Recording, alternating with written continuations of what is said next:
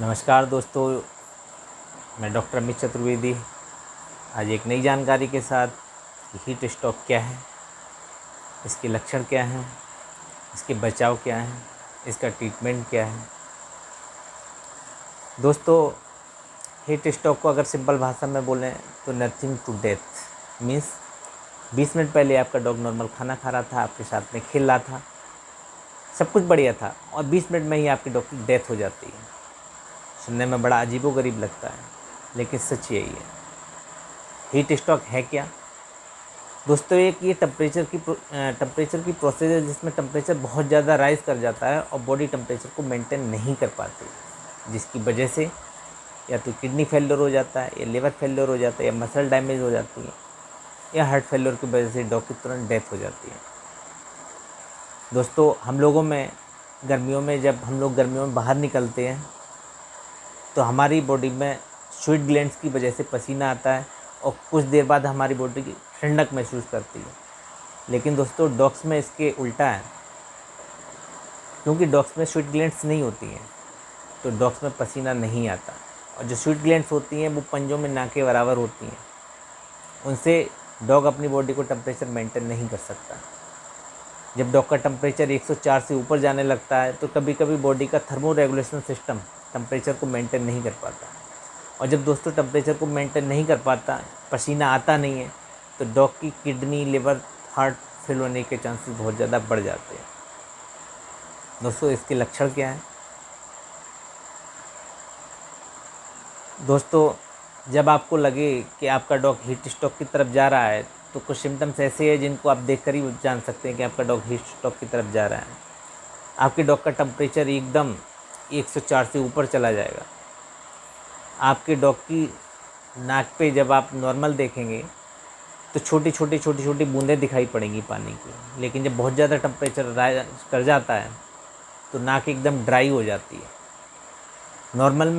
Normal dog को जब आप नाक को छू के देखेंगे तो आपको हल्का ठंडा फील होगा, लेकिन जब डॉग का बहुत ज़्यादा टेम्परेचर बढ़ता है तो जो उस समय जब आप नाक को छू के देखेंगे तो एकदम आपको गर्म फील होगा। डॉग सांस लेता है ऐसे जैसे आपको लगेगा कि डॉग की सांस बैठ ही नहीं रही है। डॉग की टंग को देखेंगे आप तो आपको ऐसा फील होगा कि या तो ब्राइट रेड कलर की हो गई है या ब्लू कलर की हो गई है। यही कलर जौ का हो जाता है, जबड़ों का। दोस्तों, उस समय जब आप डॉग के मुंह की तरफ देखेंगे तो उसमें नॉर्मल में क्या होता है कि जब आपका डॉग नॉर्मल सांस ले रहा होता है या हाँफ रहा होता है नॉर्मल, तो आपको देखना तो उसमें थोड़ा थोड़ा पानी जैसी लार टपकती रहती है। लेकिन जब डॉग हीट स्ट्रोक की तरफ जाता होगा तो वही लार बहुत गाढ़ी हो जाती है, आपको लगेगा कि एक धागा, मोटा धागे जैसा लटक रहा है। तो उस समय आपको समझ लेना चाहिए कि आपका डॉग हीट स्ट्रोक की तरफ जा रहा है। और दोस्तों, प्राइमरी सिम्टम्स तो ये होता है कि जब आपका डॉग हीट स्ट्रोक की तरफ जा रहा होता है तो आपके डॉग को या तो एबनॉर्मल स्टूल होगा, उसमें ब्लड भी हो सकता है, नहीं भी हो सकता, और वॉमिट भी होगी। लेकिन इस चीज़ का विशेष ध्यान रखें, जब भी गर्मियों में आपके डॉग को वॉमिटिंग हो तो आपको अपने डॉग का टेम्परेचर लेना ही लेना है, वरना आप नहीं जान पाओगे कि आपके डॉग को हीट स्ट्रोक हो रहा है या नहीं हो रहा है। कभी कभी बॉडी बहुत तेज सीवियर करती है, बहुत तेज कपकप आती है, ट्रीमर से आते हैं, उस समय भी आप जान सकते हो कि आपका डॉग हीट स्ट्रोक की तरफ जा रहा है। ये तो रहे दोस्तों बहुत सारे सिम्टम्स। उसके बाद में आप कारण क्या है?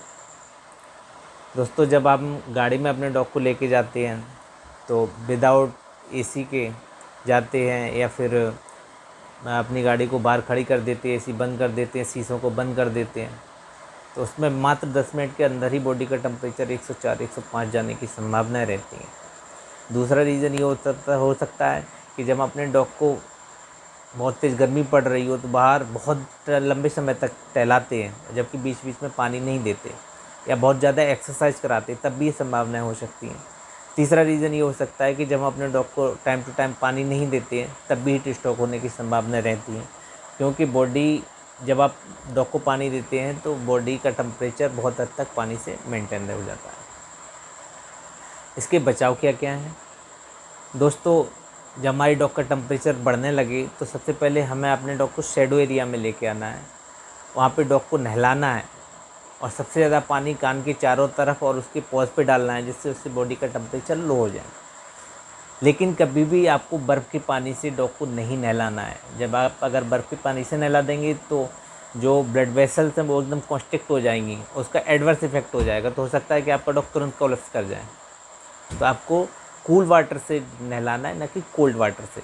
अगर बच्चा छोटा है तो आपको ल्यूकवार्म वाटर से नहलाना है, और उसको अगर बच्चा छोटा है तो उसको ल्यूकवार्म वाटर पिलाना भी है थोड़े थोड़े टाइम के बाद में। और बड़ा डॉग है तो आपको कूल वाटर, मतलब जो नॉर्मल पानी होता है, ठंडा पानी हम लोग जो पीते हैं, मतलब कोल्ड वाटर नहीं, बर्फ़ का पानी नहीं पिलाना है, कूल वाटर पिलाना थोड़े थोड़े समय के बाद में देते रहना है। जब आप डॉग को नहला देंगे कूल वाटर से, उसके बाद में डॉग को फ़ैन के सामने लेके जाइए और उसको तब तक फ़ैन के सामने रखिए जब तक उसका, और थोड़े थोड़े टाइम के बाद में उसको टेम्परेचर लेते रहना है। जब टेम्परेचर उसका 103 आ जाए, फ़ैन को बंद कर दीजिए। उसके बाद में आप अपने डॉग की वेटरनरी डॉक्टर को दिखाइए, जिससे वो आपको ये बताएंगे कि आपकी डॉग की बॉडी का डिहाइड्रेशन स्टेटस कैसा है, उसकी किडनी ख़राब हुई है या नहीं हुई है, लिवर का स्टेटस कैसा है, मसल डैमेज हुआ है या नहीं हुआ है।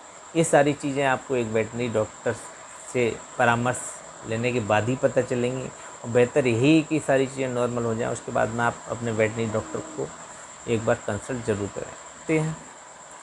समर में टाइम टू टाइम अपने डॉग को पानी देते रहें, फ्रेश पानी देते रहें। बहुत ज़्यादा समय तक अपने डॉग को एक्सरसाइज ना कराएं, बहुत ज़्यादा समय तक अपने डॉग को धूप में ना रखें। अगर आप कार से जा रहे हैं तो या तो एसी चलाते रहिए, या फिर जब भी एसी नहीं चलाएं तो विंडो को ओपन कर लें। और सबसे ज़्यादा प्रिकॉशन आपको इस चीज़ का ध्यान रखना है कि जब भी आपके डॉग को वोमिट हो तो एक बार अपने डॉग का टेम्परेचर ज़रूर लें, जिससे आप हीट स्ट्रोक जैसी गंभीर बीमारी से बच सकें। आज के टॉपिक में बस इतना ही। अगले टॉपिक में मिलते हैं एक नई जानकारी के साथ। तब तक के लिए बहुत बहुत धन्यवाद। पसंद है तो चैनल को सब्सक्राइब करें, लाइक करें और ज़्यादा से ज़्यादा शेयर करें। बहुत बहुत धन्यवाद।